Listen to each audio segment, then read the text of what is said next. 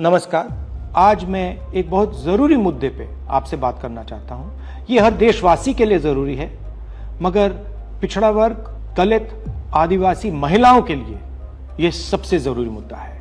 ये आपके भागीदारी के बारे में है। 2023 में पूरे देश ने, सब पार्टियों ने महिला आरक्षण बिल को पूरा समर्थन दिया था। कांग्रेस पार्टी सबसे आगे थी। सालों के लिए हम महिला बिल पास करना चाह रहे थे।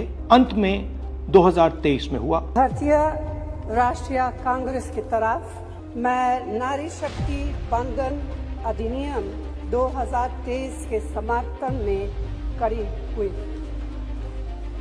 भारतीय राष्ट्रीय कांग्रेस की मांग कि यह बिल फौरन अमल में लाया जाए। 2018 में मैंने प्रधानमंत्री को यह चिट्ठी लिखी। इसमें साफ लिखा है कि महिला आरक्षण को जल्दी से जल्दी इंप्लीमेंट किया जाए।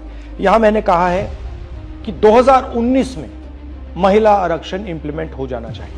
उसके बाद 2023 में मैंने भाषण दिया, पार्लियामेंट हाउस में भाषण दिया, अनेक भाषण दिए, जिसमें मैंने कहा कि महिला आरक्षण देश के लिए जरूरी है और जल्दी से जल्दी इंप्लीमेंट हो जाना चाहिए। In my view, it is quite simple. This bill can be implemented today by giving 33% of the seats in the Lok Sabha and the Vidhan Sabha to India's women. I would like to have seen OBC reservation included in this bill.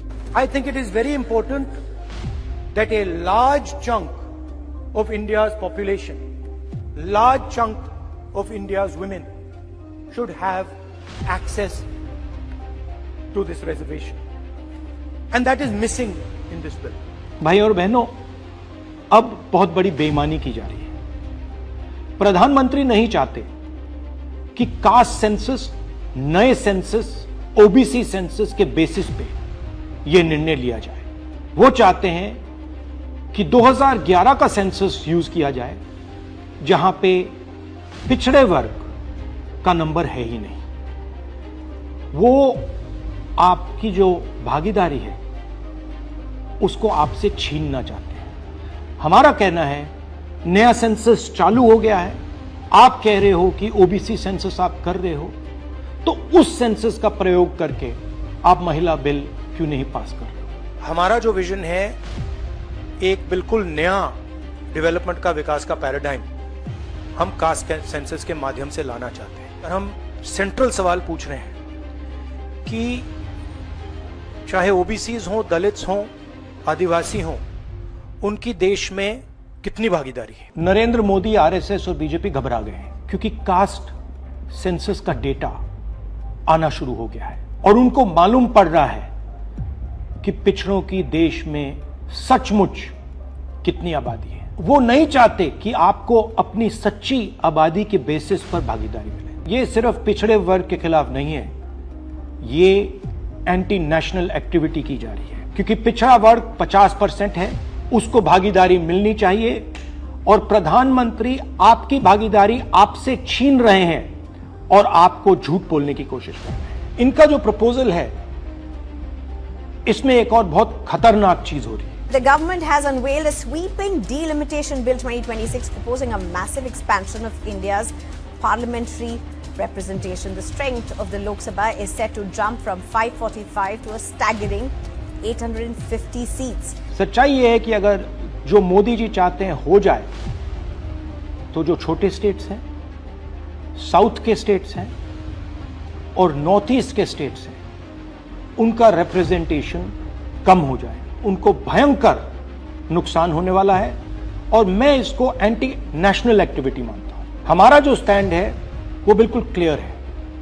अगर आपको करना है तो OBC census का जो data है उसके basis पे कीजिए, 2026 के सेंसस के बेसिस पे कीजिए, 2011 के सेंसस के बेसिस पे मत कीजिए, क्योंकि उसमें ओबीसी का, पिछड़े वर्ग का कोई डेटा नहीं है। और अगर आप सचमुच में वुमेन्स बिल इंप्लीमेंट करना चाहते हो तो आपके पास वुमेन्स बिल पड़ा हुआ है, उसको आप इंप्लीमेंट कीजिए, हम आपको पूरा समर्थन देंगे। मगर पिछड़े वर्ग, सदर्न स्टेट्स, छोटे स्टेट्स के खिलाफ हम आपको काम नहीं करने देंगे। मोदी जी, मैं समझता हूं कि आप देश को मैसेज देना चाहते हो कि आप प्रो वुमेन हो। मैं जानता हूं कि आप एप्स्टीन फाइल से घबराए हुए हो। 35 लाख फाइलें यूएस में बंद पड़ी हैं, चाबी ट्रंप जी के हाथ में है और आप उससे डरे हो। मगर यह तरीका नहीं है। आप चाहते हो कि आपके मुताबिक सीटें बढ़े, आपके मुताबिक डिलिमिटेशन हो और पिछड़े वर्ग को कुछ ना मिले। हम ये नहीं होने देंगे। पुराना डेटा नहीं चलेगा। 2026 कास्ट सेंसस का डेटा ही चलेगा। हम आपको पिछड़े वर्ग से चोरी नहीं करने देंगे। हिस्सा चोरी बंद करो। पिछड़ा वर्ग, दलित, आदिवासियों को उनका हक दो।